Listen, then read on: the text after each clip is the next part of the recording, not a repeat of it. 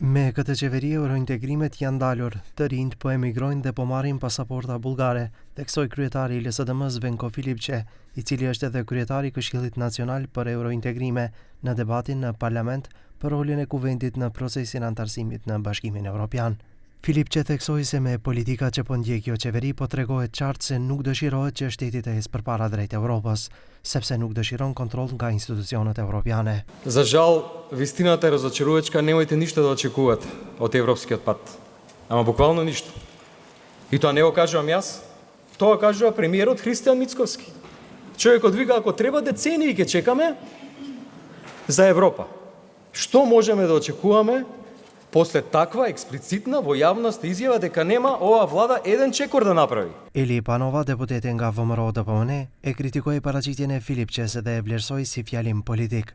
Sipas saj, faktorët politik duhet të arrijnë konsensus për interesat kombëtare. Мислев дека присуството овде сите на иста маса ќе ги надмине политиките и председателот на Националниот совет за евроинтеграција денес ќе се надмине и неговата кавга моментално со медиумите нема да ја искористи како причина денес да држи овде политички говори. Градењето на национален консензус кога станува збор за Европската Унија е многу битен.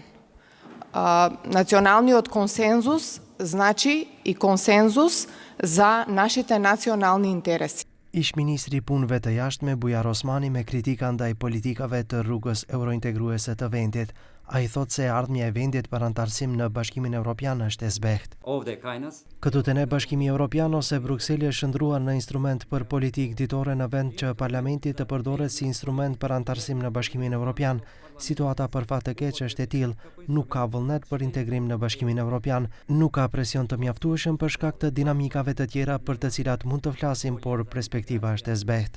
Cvetanka Ivanova, ish sekretare e përgjithshme e kuvendit, tha se edhe vetë organi ligjvënës ka detyrim të miratoj ligje që do të çojnë vendin drejt Bashkimit Evropian, por siç theksoi ajo, një proces i tillë nuk po shihet.